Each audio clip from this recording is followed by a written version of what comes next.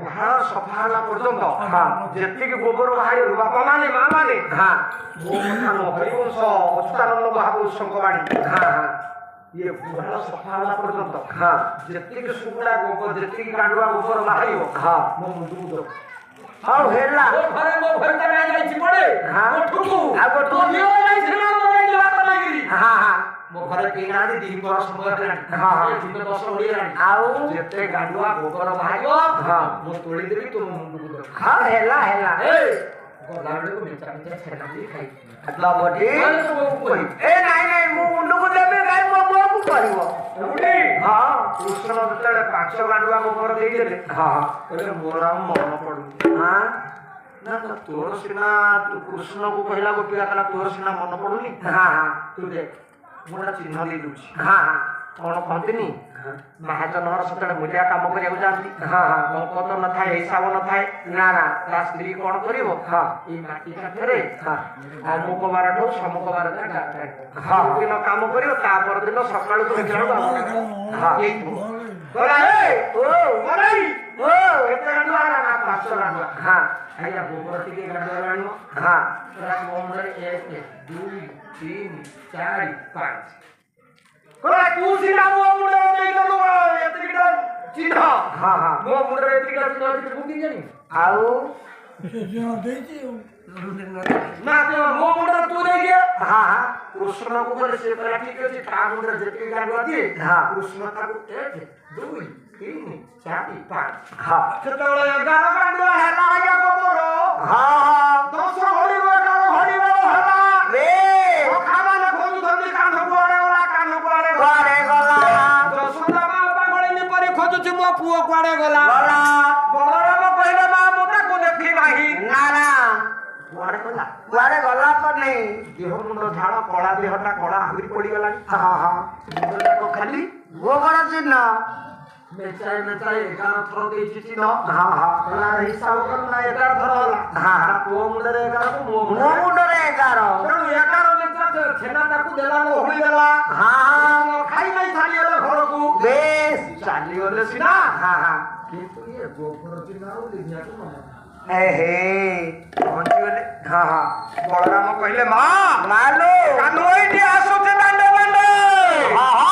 ଓଳେଇକିରି ନେଇଗଲେ କହିଲେ କୁଆଡେ ଯାଇଥିଲୁ କାହା ଘରେ ଥିଲୁ କିଏ କଣ ତତେ ରଖିଥିଲା କି ବନ୍ଦିରେ କହୁ କହୁ ସତ କଥାଟା କହିଦେଲି କହିଲେ ମା ମାଲୋ ସେଇ ପାଖ ସାଇକି ଯାଇଥିଲି ଏମିତି ଟିକେ ଛେନା ଲହୁଣୀ ମାଗୁ ମାଗୁ ସେ ମତେ କହିଲା ମୁଁ ଛେନା ଲହୁଣୀ ଦେବି ଯେ ମୋ ମୁଣ୍ଡକୁ ଯଦି ଗୋବର ବୋଝ ଦବୁ ତେବେ ମତେ ଦେବି ମୁଁ ତା ମୁଣ୍ଡକୁ ତ ଗୋବର ବୋଝ ଟେକି ଦେଲି ମେଚା ମେଚା ଛେନା ଲହୁଣୀ ଦେଲା ଖାଇକିରି ଆଉଛି। ଆରେ ମୁଣ୍ଡରେ ତ ଗୋବର କାଇଁ ଲାଗିଛି ତା ମୁଣ୍ଡକୁ କେମିତି ଜାଣିଲୁ ମସଲା ବଦଲା ତୁ କେମିତି ଜାଣିଲୁ ଦେଖୁନୁ ମୋ ମୁଣ୍ଡରେ ସେ ପରା ଯେତେ ଗୋବର ଗାଣ୍ଡୁଆ ତାକୁ ମୁଁ ଗୋଟା ଗୋଟା ଦେଇଛି ସିଏ ଗାଣ୍ଡୁଆ ଚିହ୍ନ ଦେଇଛି ଚିହ୍ନ ଦେଇଛୁ ସେଇଠି ଗଣତି କରି ହିସାବରେ ଯଶୋଦା ଧରି ପକେଇଲେ ଗୋବର ଚିହ୍ନକୁ ନିଜ କାଲି କଣ ତାର ପାଟ ପତନି ବୋଲି ହିସାବ କରିନାହାନ୍ତି ନା ଓ ପରା ବାସଲେ ମା ଯାତ୍ରା ମୁଖରୁ ଯୋଉ ପୁଅକୁ ନେଇନି ଆସିଲା ବେଳକୁ ପୁଅ ଲାଳ ସରସର ହୋଇ କାନ୍ଦୁଛି ସିଙ୍ଗାଣି ବହି ଯାଉଛି ସେ ପାଟ ବସ୍ତ୍ରକୁ ଆଉ ନ ଚାହିଁ ସେ ପୁଅର ସିଙ୍ଗାଣି ପୋଛିଦବ ମା ଯଶୋଦା କୋଳରେ ଧରି ପକେଇଲେ ଧନ ମୁଁ ତ ଆଣ୍ଠୁକୁଳିଟା ଜନ୍ମ ନେଇନଥିଲି ବୃଦ୍ଧ କାଳରେ ତୁ ଜନ୍ମ ନେଲୁ ଗୋପାଳ କୃଷ୍ଣଙ୍କର ପଦଟିଏ କହିଥାନ୍ତି ବୃଦ୍ଧ କାଳେ ତୁମର ଏକଇ ନନ୍ଦନ ଛାଡି ଦିଅନ୍ତୁ ହେରେ ଯଶୋଦା ଯାହା ପାରିନଥିଲା ସାମାନ୍ୟ ଗୌଡ଼ ଘରର ବୋହୁଟା ଗୋପାଳୀ ତା ମୋଠୁ ବଢିଗଲା ଆରେ ଯୋଉ ଗୋବର କଥା ମୁଁ କହୁଛି ମା ମାନେ ଭଉଣୀ ମାନେ 20 ବର୍ଷ 25 ବର୍ଷ ପୂର୍ବରେ କହଳିଆ ପିଲାଟାକୁ ଘରୁ ଆହାର କରିଦେଲା ପରେ ଦୌଡ଼ି ଯାଆନ୍ତି ଇଏ ଗୁହାଳକୁ ଟିକେ ଗୋବର ଆଣି ପିଲା ମୁଣ୍ଡରେ ମାରି ଦିଅନ୍ତି ଏବେ ପିଲା ମୁଣ୍ଡରେ ଗୋବର ଥାଉ ସାଳ ବଡ ବଡି ଆଉ ଧୁଆ ହଉନାହାନ୍ତି ନାଇଁ ଆଉ ଏରୁଣ୍ଡିରେ କଣ ଗୋବର ଚମ୍ପକ ଲାଗିବ ନା ସେଇ ମା ଆଜି କହିଲା ଧନରେ କଣ ଗୋବର ଟିପାଟିଏ ମୁଁ ଆଜି ପର୍ଯ୍ୟନ୍ତ ଦେଇଥିଲି ସେଇ ଗୋବର ଟିପାର ମୂଲ୍ୟ ଅଚ୍ୟୁତାନନ୍ଦ ମହାପୁରୁଷଙ୍କର ପ୍ରମାଣ ଦିଅନ୍ତି ବହିର ନାମ ହଉଛି ଗୋପାଳ ଓଗାଳ ଆଉ ସିଆଡକୁ ଯିବାନି ନା ଯଶୋଦା ସିନା ଗୋଟିଏ ଟିପା ତୋ ପାଇଁ ଦେଇଥିଲା ଆରେ ସେ ଗୋପାଳ ଘରର ବୋହୁଟା ଆଜି ତୋ ମୁଣ୍ଡରେ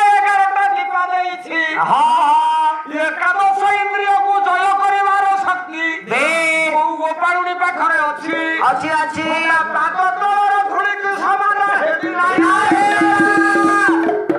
ଏବେ ଗୋବରର ମୂଲ୍ୟ କୋଉଠି? ହଁ ହଁ ବାପା ମାନେ ହଁ ଶ୍ରୀ ଗୋପାଳ କୃଷ୍ଣ ବେଶ ନାମ ତ କହିଲେ ହେ ଯଦୁପତି। ହଁ ହଁ ବୃନ୍ଦ ହୋଇଥିବା ମା ମାନେ ହଁ ହଁ ତମ ଏଇ ଯୋଉ ସ୍ୱାମୀ ନୁହଁ ଏ କାଳିଆ କାନୁ ହଁ ହଁ ଆଜି ସିନା ରାଜା ହେଇଛନ୍ତି, ହେଲେ କଣ ହବ ଇଏ ପରା ବୀରାପାନ ଠାରୁ ଅତ୍ୟଧିକ। ଏଇ ହାତ ଗୁଣ କହିଲେ ନ ସରେ ସେତିକି ନୁହଁ, ଆଉ? କୋଉ ଗାଈକୁ ପୂଜା କରା ସେ ଗାଈକି ମାରିଛି। ହଁ ବସ୍ତା ବାଛୁରୀଟାକୁ ହଁ ହଁ ତାକୁ ମାରିଛି। ମାରିଛି ଧେନୁକା ବସ୍ତା ଷଣ୍ଢା ବକା ହିସାବ କଣ କରିବି? ହଁ ହଁ ପକ୍ଷୀଟା ଦିନେ ଆସିଲା ଯେ ତାକୁ ତା ଚୁଟିଟାକୁ ଦିଫାଳ କରିଦେଲା। ହଁ ହଁ ଗୋଟାଏ ସାପ ହଁ କାଳିଅ ହାତକୁ ଯାଉ ଯାଉ ସାପଟାକୁ ତାକୁ ଦଳି ଚକଟି ମାରିଦେଲା। ହଁ ହଁ ବାପାରେ ଓ ତା ନାଁଟା କଣ କି? ହଁ ସେ କାଳିଅ ହାତ ଯୋଉ ସାପ ନା କଣଟି? କାଳି ନା ମୋ ନାଁ ହଉଛି ଆଜ୍ଞା କାଶୀନାଥ। ହଁ ମୁଁ ଠିଆ ହେଇଛି ବୋଲି ମତେ କହନ୍ତି ଗାୟକ। ହଁ ମୋ ନାଁଟା ଆସୁଛି ନା ନାହିଁ? ହଁ ନାଗର ରଙ୍ଗ ହଉଛି କଳା, କଳା ତାକୁ କହନ୍ତି କାଳି। ହଁ କାଳିଅ ନାଗ। ହଁ ହଁ ଆମ ଏପଟେ ଧଳା ନାଗ କଳା ନାଗ ଅଛନ୍ତି କୋଉ ପଟେ ନା ସୁରତ ଗୁଜୁରାଟ ଏରିଆରେ କଳା ନାଗ। ହଁ ଭାଇ ଓ ଉତ୍ତର ପ୍ରଦେଶରେ ଆପଣ ମାନେ ଦେଖିବେ ହଁ ସେପଟେ କଳା ନାଗ। କଳା ରାଗ ଆମ ଏପଟେ ଚମ୍ପା ନାଗ କୋଳଥିଆ ନାଗ ଅମୁକ ନାଗ ସମୁକ ନାଗ ହଁ ନା। ହଁ ହଁ ତେଣୁ ସର୍ପମାଳିକାରେ ଲେଖା ଅଛି କେତେ ପ୍ରକାର ନାଗ, କେତେ ପ୍ରକାର ହଁ ହଁ ଗୋଡା, କେତେ ପ୍ରକାର ତମ୍ପ ଏସବୁ ଅଛନ୍ତି। ହଁ ହଁ ତେଣୁ କାଳିଅ ନାଗ ହେଉଛି ବାସୁକୀର ଭାଇ। ହଁ ହଁ ବାସୁକୀର ଭାଇ ହେଉଛି କାଳିଅ ନାଗ। ନାଗ ତା ସ୍ତ୍ରୀ ନା କଣ? ହଁ ସରଦବ ଏ ମନ ରଖିତା କାଳିଅ ଦଳନ ସବୁ ହଉଛି। ହଁ ରଣପଟି ଆମ ଅବତାର ହେଇଥିଲା। କାଳିଆର ନାଁ କଣ? କାଳି ନାଗ ଇଏ କାଳି ଦଳନ ହବ। ହଁ ଆମେ କୀର୍ତ୍ତନ କରୁଛୁ, କୀର୍ତ୍ତନ ସରିଲେ କାଳି ଦର୍ନ ଆଉ ସେଠି ହବ କାଳି ଦଳନ। ହଁ ଏଇ କଥା ପଡୁ ପଡୁ ଜଣେ ପଚାରିଲା ନାଁଟା କହୁନା। ହଁ ମୁଁ କାଳିଅ ନାଁଟା ଘପା। ହଁ ତା ନାଁ ସମସ୍ତେ କୃଷ୍ଣଙ୍କର ନାଁ ହଉଛି କାଳିଆ। କାଳିଆ ରଙ୍ଗଟା କାଳିଆ ବୋଲି କାଳିଆ କାଳିଆ କହନ୍ତି। ହଁ ହଁ ଆମ ଜଗନ୍ନାଥଙ୍କର ରୂପଟା ହଁ କାଳିଆ ବୋଲି ତାକୁ କାଳିଆ କାଳିଆ କହନ୍ତି। ହଁ ହଁ ତାଙ୍କ ନାଁ କଣ? ହଁ ଜଗନ୍ନାଥ ଆରେ ଜଗତର ଯିଏ ନାଥ ସିଏ ହଉଛି ଜଗନ୍ନାଥ। ଜଗନ୍ନାଥ ପଞ୍ଚାୟତର ଯିଏ ମାଲିକ ତା ନାଁ ହଉଛି ସରପଞ୍ଚ ୱାର୍ଡର ଯିଏ ମାଲିକ ହଉଛି ତା ନାଁ ହଉଛି ୱାର୍ଡ ମେମ୍ବର। ଘରର ଗୃହସ୍ଥ ଯିଏ ତାକୁ କହନ୍ତି ଗୃହସ୍ଥ। ହଁ ହଁ ଜଗତର ନାଥ ଯିଏ ହଁ ବଳରାମ ନାଁ ଦିଆହେଲା ବଳରାମ। ହଁ ସୁଭଦ୍ରା ଭଉଣୀ ନାମ ସୁଭଦ୍ରା। ହଁ ହଁ ଭଦ୍ରାରୁ ଉତ୍ତମ ହବାରୁ ଭଦ୍ରା। ବେଶ ତେଣୁ ବଳରେ ବଳିଆର ହବାରୁ ସ୍ୱର୍ଗ ଋଷି ନାଁ ଦେଇଥିଲେ। ବଳରେ ନହିବାରୁ ସମ ନାମ ତା ଦେଲେ ବଳରାମ। ବଳରାମ ତେବେ ଇଏ ଯୋଉ କୃଷ୍ଣ ନାମ ତ ଦେଲେ ଗର୍ଗ, ହଁ। ୟା ନାଁ ଦେଲେ ବଳରାମ। ବେଶ କିନ୍ତୁ ଜଗନ୍ନାଥ ବୋଲି ନାଁଟା ହଁ ୟା ନାଁ କଣ? ବଡ଼ ସମସ୍ତେ କହୁଛି ଆଇ ଜଗତର ଆମ ତ ପୁରୀର ନାଥ ନୁହଁ, ହଁ। ଖୋର୍ଦ୍ଧାର ନାଥ ନୁହଁ, ନା। ଓଡ଼ିଶାର ନାଥ ନୁହଁ, ନା, ନା। ଆମ ଭାରତର ନାଥ ନୁହଁ। ନା, ନା। ଯାହାର ନାମ ହେଲା ଜଗନ୍ନାଥ ତା ନାଁଟା କଣ? ହଁ ଆରେ ଦ୍ରୌପଦୀ ମୁର୍ମୁ ଅଛନ୍ତି କଣ ରାଷ୍ଟ୍ରପତି। ହଁ ଆମେ କହୁଛି ରାଷ୍ଟ୍ରପତି, ହଁ ତାଙ୍କ ନାଁ ଅଛି କି ନାହିଁ? ଅଛି ପ୍ରଧାନମନ୍ତ୍ରୀ, ହଁ। ତାଙ୍କ ନାଁ ଅଛି କି ନାହିଁ? ଅଛି ମୁଖ୍ୟମନ୍ତ୍ରୀ। ହଁ ସେମିତି ଜଗତର ଯିଏ ନାଥ ହଁ, ହଁ। ସେ ନାଥଙ୍କ ନାଁ ହଉ ଶୁଣୁଥିବ ମୋର ଗୁଣି କଗଣ ଆନନ୍ଦ ମନରେ ଯାଏ ସବର। ଆନନ୍ଦ ମନରେ ଯାଏ ସବର। ଆନନ୍ଦ ମନରେ ଯାଏ ସବର। ନାହିଁ ତାଇ କଥାରେ ଯଦି ଗାଁରେ ଘରେ କେହି ହଁ ହଁ ବାଛୁରୀଟିଏ କି ଗୋରୁଟିଏ କିଏ ପଘାରେ ବାନ୍ଧୁ ବାନ୍ଧୁ ଯଦି ମରିଯାଉଛି, ହଁ ହେ ତାକୁ 21 ଦିନ ପାଳନ କରିବାକୁ ପଡୁଛି। ହଁ ହଁ ବେକରେ ପାଳ ଦଉଡ଼ା ପଡୁଛି। ମାଗୁଛି, ହଁ ତାକୁ କେହି ଛୁଅନି। ନାଇଁ ନାଇଁ ଜଗନ୍ନାଥଙ୍କ ନାଁ କଣ କହୁନ ଚାରିଆଡେ ମାଳିଆ ଭୁଲ ହେଇଗଲା କହିଦେଲି ସିନା। ହଉ ତେଣୁ ହଁ ହଁ ସମସ୍ତେ କହନ୍ତି କଣ ଏଇଟା ଏଠି ପାପି ହଁ ହଁ ଚୁନିରେ ନାଇଁ ନାଇଁ ହତ୍ୟା କରିଛି। ହଁ ତେଣୁ ସେ 21 ଦିନ ପର୍ଯ୍ୟନ୍ତ ଅଲଗା ସେଜ, ଅଲଗା ସ୍ଥାନ, ଅଲଗା ଖେଳିବା ତାର ହୁଏ। ହଁ ହଁ ଇଏ ଯିଏ ଷଣ୍ଢକୁ ମାରିଛି, ବେଶ ବାଛୁରୀକି ମାରିଛି, ହଁ, ହଁ। ଗାଈକି ମାରିଛି, ହଁ। ଗୋଟାଏ ନାରୀ ହତ୍ୟା କରିଛି, ହଁ ଇଆଠୁ ପାପି କିଏ ଅଛି? ନାଇଁ ତମ ରାଜ୍ୟରେ ପାପି ମାନଙ୍କର ସ୍ଥାନ ଅଲଗା ଅଛି। ହଁ ହଁ କିନ୍ତୁ ମୁଁ ବ୍ରହ୍ମାଙ୍କ ପୁଅ ନାରଦ, ହଁ, ହଁ। ଗୋଟେ ପାପି ମୋ ପାଦ ଛୁଇଁଲେ ମତେ ଛୁଇଁଲେ ମୁଁ କୁଡ଼ିଆ ଦେଇ ଏ ବୋପା ମା ଆଜ୍ଞା ପାପି ହଁ ये जेते पाटराणी समस्त सेठी अचमाने हां हां पापी मानव ପାଇଁ କ'ଣ ଉଦ୍ଧାର ମାର୍ଗ କିଛି ନାହିଁ ମୁକୁଳି ପାଇଁ ଉଦ୍ଧାର ମାର୍ଗ କିଛି ନାହିଁ ନାଇଁ ରୋଗକୁ ଔଷଧ ଅଛି ନା ଯେତେ ପ୍ରକାର ରୋଗ ହଁ ସେତେ ପ୍ରକାର ଔଷଧ ଅଛି ନା? ଅଛି ଅଛି ଅଛି ଆଜ୍ଞା ହେ ବାପା ସିଆଡ଼ୁ ବି ଜାଣି ଆଜ୍ଞା ମାମୁଁକୁ ଯୋଉ ସେ ନେଲେ ଯୋଉ ଦେଲେ ହଉଛି କାହାକୁ ମାମୁଁ କାହାକୁ ଦେଲେ ମାମୁଁକୁ କାହାକୁ ଆଲେ କଂସକୁ ମାଇଲେ ମାଇଁ ମାଇଁ ନା କଣ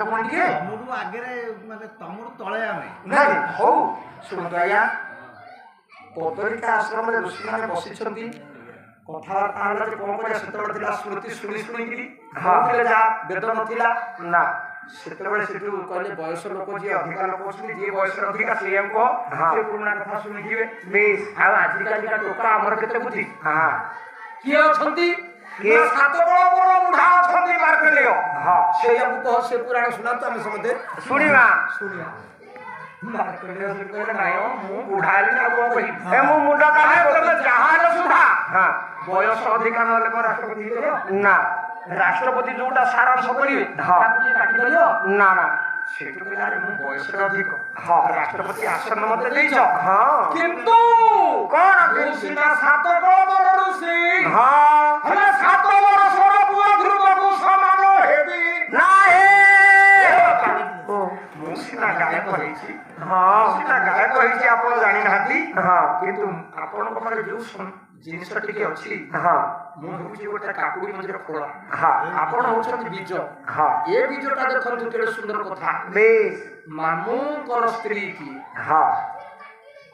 ମାମୁଁଙ୍କର ସ୍ତ୍ରୀ କି ମାଇଁ ସେ ମାଇଁଙ୍କ ନାଁ କାହା ମାମୁଁ ମୁଁ ପଚାରିବିନି କାହା ମାମୁଁ ଆରେ ମୋ ମାମୁଁ ଘର ତମ ମାମୁଁ ଘର ବାବୁଙ୍କ ମାମୁଁ ଘର ଆପଣ ମତେ ପଚାରୁଛନ୍ତି କାହା ମାମୁଁ କଥା ନାଇଁ ମୁଁ ପଚାରୁନି ପ୍ରଶ୍ନ ପଚାରୁନି ମୁଁ ଯୋଉ ଆଧାରରେ କୃଷ୍ଣ କଥା କହୁଛି ସେଇ କୃଷ୍ଣଙ୍କର ମାମୁଁ କିଏ ମାମୁଁ ଯଦି କଂସ ସିଆଡେ ତ ଯିବ ମାମୁଁକୁ ପାଇଲ ତ କାଳିକି ଧରି ଦେଲେ ଧରି ଢାଳି ନାଚିଲେ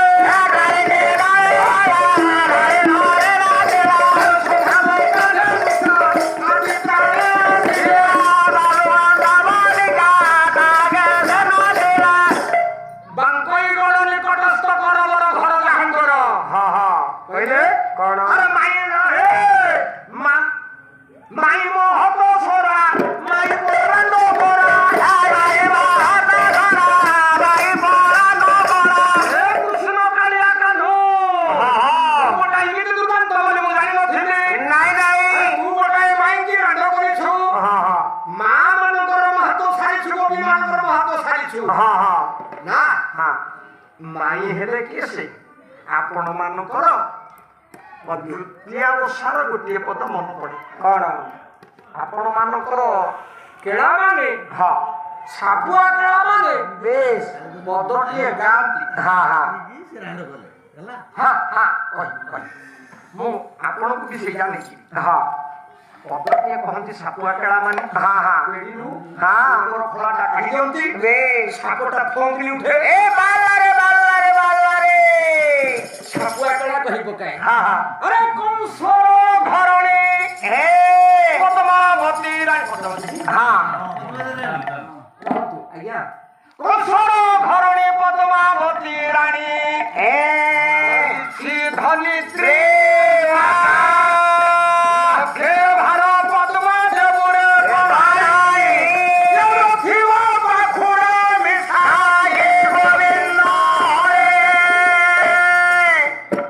ପଦ୍ମତୋଳା ଗୀତ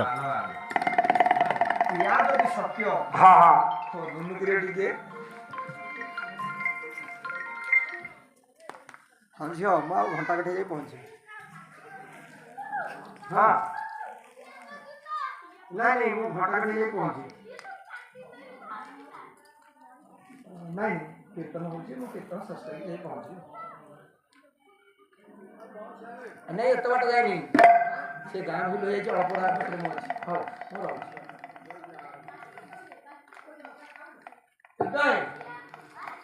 ଆଜ୍ଞା ବାପା ଗୋଟେ ପଳେଇଲେ କି ଦ୍ୱିତୀୟ ଓଷା ହଁ ସେତେବେଳେ ଥିଲା ଏବେ 20 ବର୍ଷ ହେଲା ହଉନି ସାପ ଖେଳ ନା ନା ଜଙ୍ଗଲ ଜୀବକୁ ଧରିବା ପାଇଁ ଖେଳିବା ପାଇଁ ମାଙ୍କଡ଼ ଖେଳ ନାହିଁ ସାପ ଖେଳ ନାହିଁ ନାଇଁ ନାଇଁ ବାରଣ ଅଛି ତେବେ ସାପଟିକୁ ପେଡ଼ିରେ ଖୋଳି ଦେଇକି ତାକୁ କଣ କରେ ନା ହାତକୁ ହଲେଇ ଦିଏ ଡମ୍ବୁରୁ ବଜେଇ ଦିଏ କଂସର ଘରଣୀ ପଦ୍ମାବତୀ ରାଣୀ ଆଜ୍ଞା ଠିକ ଟି ବାହାରିଲା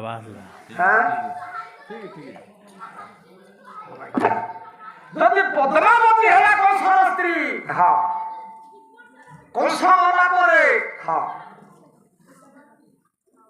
ଝିଅ ବିଧବା ହେଲା ବୋଲି ହଁ ଜରାସନ୍ଧ ବାହାରି ପଡ଼ିଲା ହଁ ହଁ 84 କୋଟି ବେଶ ସୈନ୍ୟ ସାମନ୍ତଙ୍କୁ ନେଇ କୃଷ୍ଣଙ୍କୁ ମାରିବା ପାଇଁ ପହଞ୍ଚିଗଲା ହଁ ହଁ କାହିଁକି ନା ତା ଝିଅ ମାନେ ବିଧବା ହେଇଗଲା ଝିଅ ବିଧବା ହଁ ହଁ ପଦ୍ମାବତୀ ତ ନୁହଁ ହରିବଂଶରେ ନାହିଁ କି ଭାଗବତରେ ନାହିଁ ହଁ ବୋଲେ ହେତି ପ୍ରହେତି ବୋଲି ଦୁଇଟି କନ୍ୟା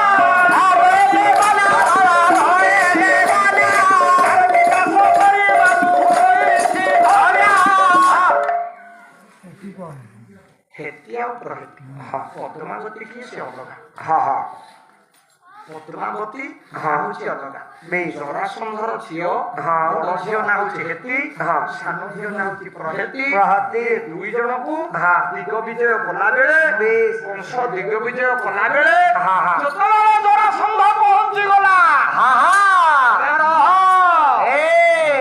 ସବୁ ରାଜା ଯାକ 1/4 ଉଣା ରାଜା ମୋ ହାତରେ ସେମାନଙ୍କର ମେରୁଦଣ୍ଡ ଭାଙ୍ଗିବାର କ୍ଷମତା ମୋ ନିକଟରେ ଅଛି ପୃଥିବୀକୁ ଦୋହଲିଆ ବାଲା ଖେଳ ହଉଛି ମୋ ବାଁ ହାତର ଖେଳ କଂସର ଗୋଟାଏ ମନ୍ତ୍ରୀ ଥିଲା ତା ନାଁ ହଉଛି କେଶୀ ଆପଣ ମାନଙ୍କର ହରିବଂଶ କଥା କେଶୀ ଯେତେବେଳେ ବାହାରି ପଡିଲା ଗଲା ଏଇ ଗୋଟାକ ଜରାସନ୍ଧ ଆପଣ ମାନଙ୍କର କୀଚକ ବଧ ଗଙ୍ଗାଧର ବେହେର କହିଲେ କେଶୀ ଆଉ ଜରାସନ୍ଧ ଦୁହିଁଙ୍କ ମଧ୍ୟରେ ଆଜ୍ଞା ଲଢ଼େଇ ଲାଗିଲା କଣ ଲଢ଼େଇ ଲାଗିଲା ଯୁଦ୍ଧ ଲାଗିଲା ଆଉ କଣ ଲଢ଼େଇ ଲାଗିଲା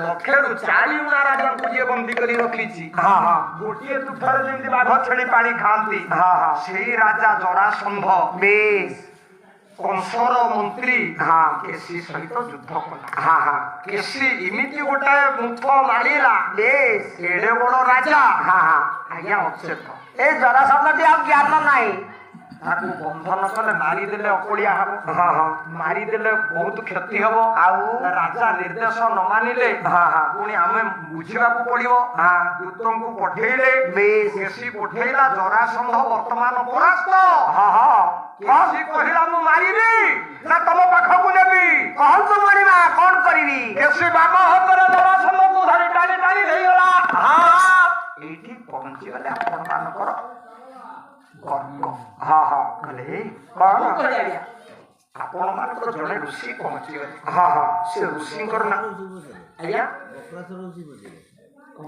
ବକ୍ରାସର ଋଷି ଯାହାଙ୍କର ନାମ ହଉଛି ଶାଣ୍ଡିଲ୍ୟ ବକ୍ରାସୁର ପହଞ୍ଚିଲା ପରେ ଶାଣ୍ଡିଲ୍ୟକୁ ଧ୍ୟାନ କଲା ପରେ ବକ୍ରାସୁର ଆଜି ଶାଣ୍ଡିଲ୍ୟ ଆସିକି ପହଞ୍ଚିଲେ ଠିକ କହିଲେ ଶାଣ୍ଡିଲ୍ୟ ଋଷି କହିଲେ ହେ କଂସ ମୁଁ ତୁମ ଭିତରେ ମୀମାଂସା କରିଦେବି 2 ଜଣ କଳହ କର ନାହିଁ କାହିଁକି ଯେହେତୁ ଜରାସନ୍ଧ ତୋର ପକ୍ଷ ତମେ ବିପକ୍ଷ 2 ଜଣ କର ଭଦ୍ରଲୋକର କର୍ତ୍ତବ୍ୟ ହଉଛି ମୀମାଂସା କରିଦେବି ତମେ ଯଦି ଜଙ୍ଗଲର ସିଂହ ସେ ଜଙ୍ଗଲରେ ତ ପୁଣି ଶୃଗାଳ ଶଶା ଛୋଟ ଜୀବ ପୁଣି ବାସ କରିବେ ଯଦି ଛୋଟ ଜୀବ ରହିବେ ବେଶ ତମକୁ ସିଂହ ବୋଲି କିଏ ସମ୍ମାନ ଦବ ନା ତେଣୁ ଜରାସନ୍ଧ ହାତରେ ଯେଉଁ 1/4 ଉଣା ରାଜା ଅଛନ୍ତି ବେଶ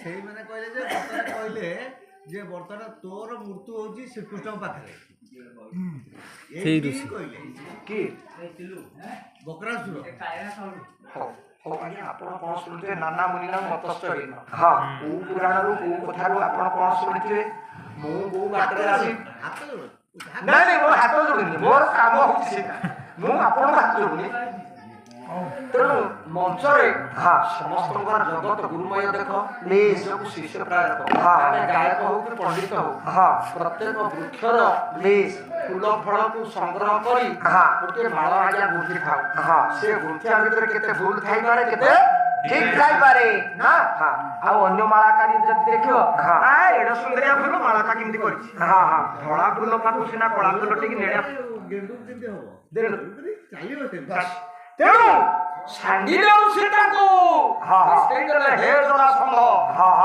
ମୋ କଥାଟାକୁ ଏକମତ କରି ନବ କି କୁହନ୍ତୁ କହର ମୁଖ୍ୟ ଲୋକ ଯିଏ ଥାନ୍ତି ଆରେ ତାର ଭୁଲ ହଉ ମୋର ତାର ଭୁଲ ହେଲେ ମୋର ମୁଁ ଦିହିଙ୍କ ଭୁଲକୁ ସମ୍ଭାଳି ଦେଉଛି ତେଣୁ ଦିହିଙ୍କି ମିଶେଇ ଦିଅନ୍ତି ଯେ ତୋ ଝିଅ କ୍ଷେତ୍ରୀକୁ ବିବାହ ପ୍ରଦାନ କରେ କଂସ ହାତରେ ତୁ ଜାଣେ ତୁ ସିନା ଲକ୍ଷରୁ 4 ଉଣା ରାଜାଙ୍କ ଉପରେ ଗୋଟା ବଳିଷ୍ଠ ରାଜା କିନ୍ତୁ ତୋ ଠାରୁ ତ ଉପରେ ତୋ ଜ୍ୱାଇଁ ହଉଛି ଆହୁରି ଗୋଟାଏ ବଳିଆନ ଏତିକି ବେଳେ ଜରାସନ୍ଧ କହିଲା 10ଟା 5 ଦୁଇଟି ଝିଅ ଅଛନ୍ତି ଗୋଟିଏ ନାମ ହଉଛି ହେତି ଆଉ ଗୋଟିଏ ନାମ ହଉଛି ହେତି ये दुईटी झील को प्रदान कला अनेक असहस्ती संगरे गोड़े बोली गोटा हस्ती से शत्रु को देखिले आगु टीकारी मारी सेटा को देला कला मो ज्वाई एथरे बसी आ एटा जीवा आशा करियो मो ज्वाई आ तेनु भाई कृष्ण कहा पुओ कृष्ण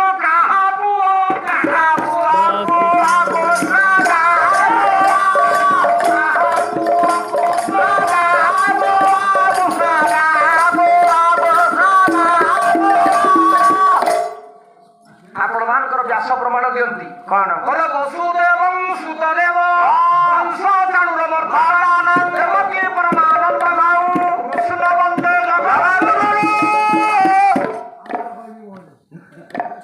आज्ञा व्यास श्रीमद भागवत संस्कृत भागवत ଯିବି ନା ବନ୍ଦ କରିଦିଅନ୍ତୁ ଆଜ୍ଞା ହଉ ଶୀତ ରାତି ତେଣୁ ଭଗବାନ କୃଷ୍ଣ ବସୁଦେବଙ୍କ ପୁଅ ଦେବକୀ ଗର୍ଭରୁ ଜନ୍ମ ହୋଇଛନ୍ତି ବୋଲି ବ୍ୟାସ ପ୍ରମାଣ ଦେଲେ ଭାଇ ସେଇ ବ୍ୟାସଙ୍କ ଲେଖା କଣ ଗୋଟିଏ ପଦ ମନେ ପଡିଯାଏ କଣ ଶ୍ରୀନନ୍ଦ ନନ୍ଦନ ବନ୍ଦେ ରାଧିକା ଚରଣ ଦ୍ୱୈତ ସମାବୃତ ଆଜ୍ଞା ସେଇ ବ୍ୟାସ ପ୍ରମାଣ ଦେଲେ ଯଶୋଦାଙ୍କ ପୁଅ ବନ୍ଦ କରିଦେଇଛି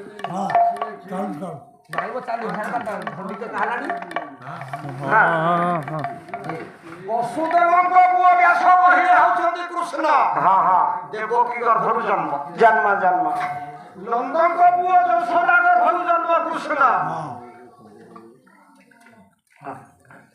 ଚାଲୁ ତେଣୁ ଏବେ କୃଷ୍ଣ କାହାକୁ କୃଷ୍ଣ କାହାକୁ ପ୍ରମାଣ ଦେଇଦେବ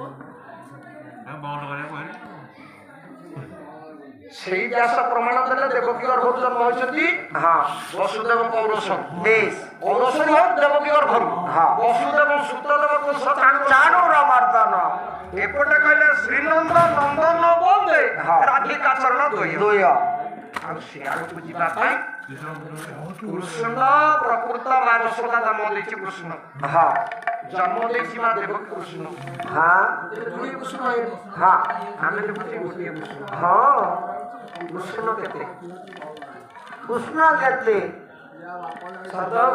ସମସ୍ତଙ୍କ ଗାଁରେ ଗୋଟେ କୃଷ୍ଣ କେତେ କଣ ସେ କୃଷ୍ଣ କଥା ସେ କୃଷ୍ଣ କଥା କହୁନି ଆଉ କୋଉ କଥା କୃଷ୍ଣ କଥା କହିବି ଆମ ଗାଁ କୁସୁନି କଥା କହୁଛନ୍ତି ଏ ପୁରରୁ ସେ ପୁର ପର୍ଯ୍ୟନ୍ତ ଯଶୋଦାପୁର ଠାରୁ ଦେବକୀପୁର ପର୍ଯ୍ୟନ୍ତ ଦେବକୀପୁର ଠାରୁ ଯଶୋଦାପୁର ପର୍ଯ୍ୟନ୍ତ ଭିତରେ ଯଶୋଦା ପୁଅ ହଉଛି କୃଷ୍ଣ ଦେବକୀ ପୁଅ ହଉଛି କୃଷ୍ଣ ଦେବକୀ ଜନ୍ମ ଦେଇଛି କୃଷ୍ଣକୁ ଯଶୋଦା ଜନ୍ମ ଦେଇଛି କୃଷ୍ଣକୁ ପ୍ରତ୍ୟକ୍ଷ ପ୍ରମାଣ ଶାସ୍ତ୍ର ପ୍ରମାଣ କଣ କହନ୍ତି ଆଜି ଆମେ କାହାକୁ କହିବା କଂସକୁ କୋଉ କୃଷ୍ଣ ମାଇଲା ବୋଲି ପାଞ୍ଚ କୃଷ୍ଣ କଥା ହଁ ଇଏ ତ ଯୋଡ଼ିଏ କୃଷ୍ଣ କଥା ପାଞ୍ଚ କୃଷ୍ଣ କଥା ଭାଗବତ ମହାଭାରତ ଶ୍ରୀମ ଭାଗବତ ମହାଭାରତରେ ପ୍ରମାଣ ଅଛି ପାଞ୍ଚ କୃଷ୍ଣ ତିନି ରାଧା ସଭିଏ ହୋଇଲେ ଅଧା ଅଧା